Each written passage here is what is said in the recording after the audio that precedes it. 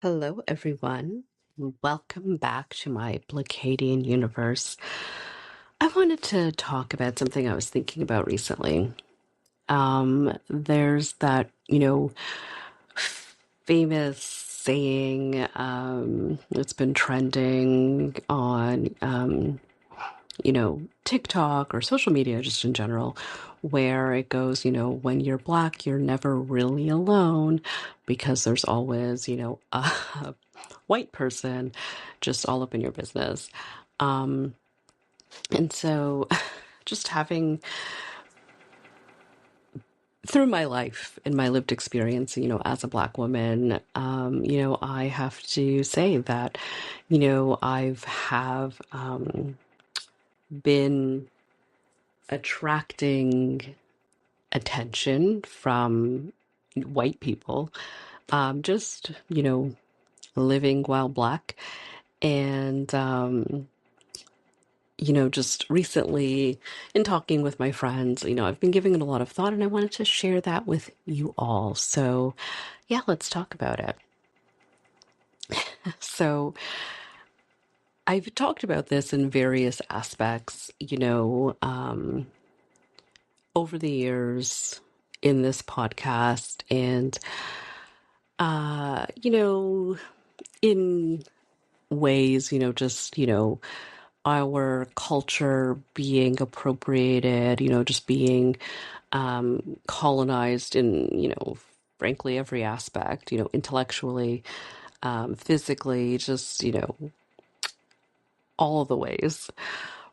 But one of the ways that I was thinking about it recently is about being policed. And I'm rereading right now Policing Black Lives by Robin Maynard. It's an excellent read. And it's specifically, I really love finding books with Canadian content. And this is specifically about policing Black people in Canada. And, basically from like the slave ships here in Canada, all the way to like, the police force, the, RCMP, just all the, like, it's just such an excellent read of just really understanding our history. Because a lot of times the history that we're taught here in Canada is like basically what, especially when it's in regard to Black lives and Black people, it's like Underground Railroad, everything was perfect in Canada. Not so much the case. So, yeah, I highly recommend it. But it really got me thinking about just about how we are policed. And not just when we are perceived to be doing something, criminal. Our behavior is policed all the time. One of the things that I've come to realize is that a huge part of white supremacy and this underlying, for lack of a better word or description, is just white culture, is this idea that it is your duty or your job to oversee and police Black people.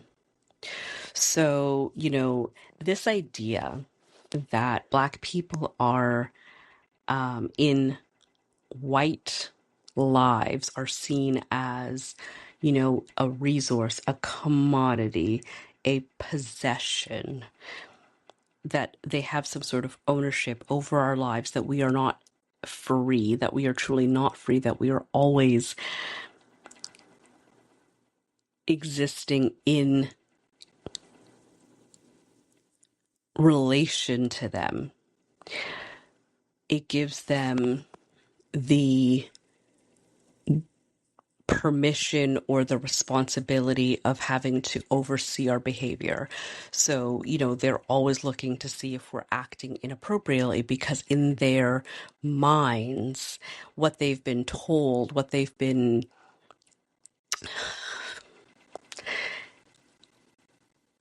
socialized to believe is that they are responsible for making sure that we are acting in a way, because we cannot be trusted to behave in a way that would be deemed appropriate. So they're always looking. They're always looking to correct that behavior. And that's why when some people get so offended by it, especially here in Canada, where they're like, oh, I wasn't being racist, they are not even understanding why the the act of observing is anti-black.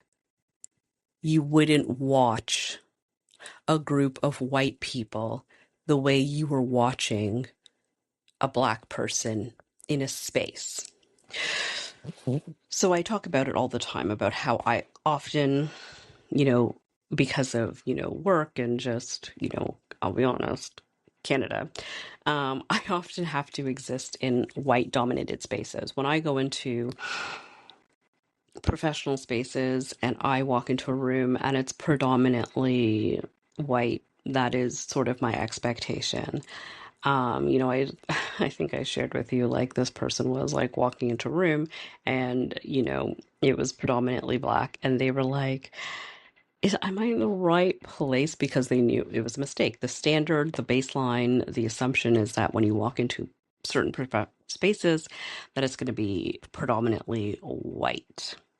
And so if it deviates from that, then it's a problem. People get nervous, okay? People start clutching their pearls or getting nervous. And so I am under scrutiny in these spaces because people want to see, do I truly belong here? Am I going to be like acting crazy? Because they have been socialized to expect me to not be like them. I'm othered already from being in this space. And one, just a little insight into how I was as a teen. I distinctly remember just, being, waiting for my, mom to come get the car, bring the car around. And I was just waiting outside, just existing while black. And there was this white man, and he was literally staring at me, just like pull up a lawn chair, just thought he was going to just have a stare. And, I, being a surly teen, I was a very surly teenager. I remember just being like, okay, I gave him a look, looked away, and this man just set up camp. And the thing is, you're always worried as a teenager, like I was like, is this guy like a creep? Like, what is happening? And I don't know if he didn't expect to see a black person that day, or he was just very confused as to why I was standing, waiting with the shopping for my mother but first of all, I should also say it was like just the way the shop was working. It's like a designated waiting zone where people did bring around their cars. They had like a bunch of, what are those things called, like those posts, those like concrete posts that sort of stop you from taking like the carts out. It was like a whole thing. And so you sort of waited there. So I was just waiting for, with our food to go get, like waiting for my mom, and this guy's just staring at me, just staring open-mouthed at me. And I remember, I don't know how to describe it, but I remember just after maybe like the third time I looked over at him, and he was still just looking at me, not saying anything. Like, I was like, are you going to say something? Or you're not going to say something? And so I don't know, I just wordlessly sort of like did this gesture, and the only thing I can think of describing it as, you can't see me, is just sort of like a shake of the head with my sort of mouth open, being like, shit or get off the pot kind of thing. And it's like from Seinfeld, something like, I feel like that kid, like Elaine character, sort of did that to someone, where she just sort of was like, what are you going to do about it? And it was at that point where he sort of came out of this trance where he was like, oh, I've just been staring for like a couple minutes at this child not saying anything. Like he was just, did he think I stole the groceries? To this day, I have no idea what he thought or what he was thinking, but it was a awkward situation where he thought that I wasn't present and I wasn't going to call him out on the fact that you cannot just, you know, stare at somebody and not engage, like not say, oh, hello, or like just, I felt like I was being observed, like I wasn't a conscious human person that was going to say, dude, what the hell? Like he at least had the shame, the proper amount of shame to react to say I was acting inappropriately. And it's those kinds of things where I don't know if people realize that when you start policing people's behavior, when people say, you hear it all the time, when a group of Black people are at like an event and they say, oh, they were so loud, that only applies to Black people. If a group of white people were making just as much noise, people would feel that a Black group was extra loud because they were paying attention to everything that Black group was doing. And they would feel disturbed by it because they are saying they needed to correct the behavior. They needed to watch that behavior to make sure that they were doing the right thing. It's this idea of making sure that we are having permission, that we're being allowed somewhere. And it's those little things of, how we act in the space, how we show up in the space.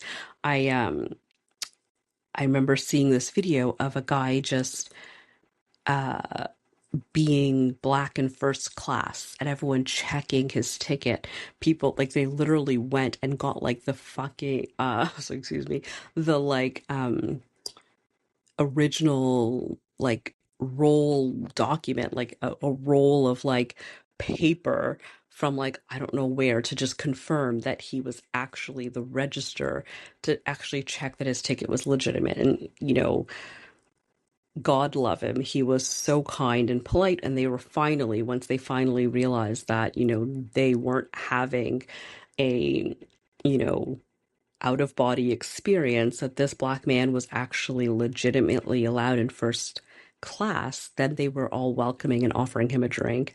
And he handled it with a lot of grace. But that is the kind of assumption that everyone is making every single second of every single day when we talk about these kinds of assumptions that are made about us just living while Black. There's all these preconceived notions about how we show up in a space, that people are watching us extra because we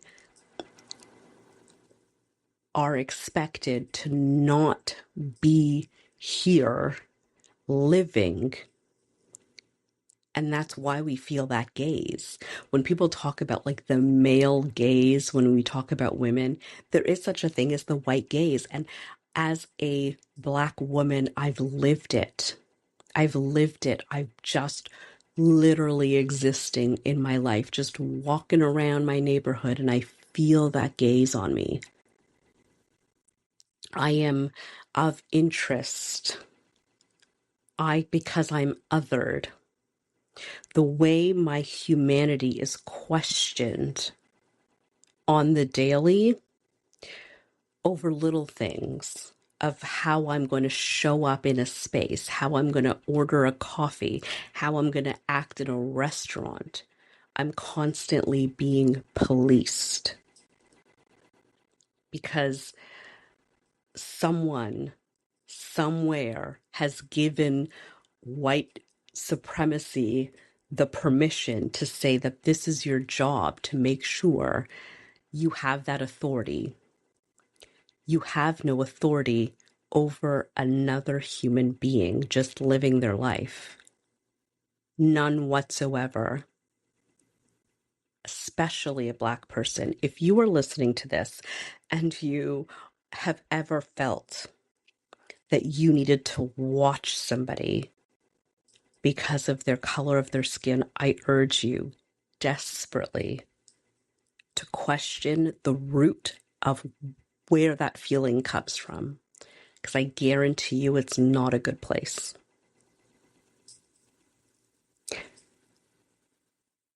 My lived experience as a Black person has always been that I have to expect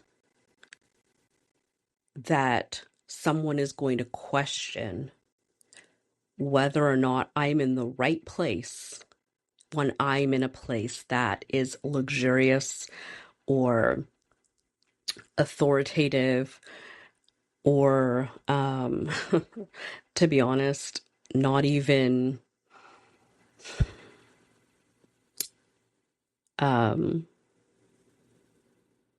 different or special or nice, just honestly just preconceived to be a predominantly white space.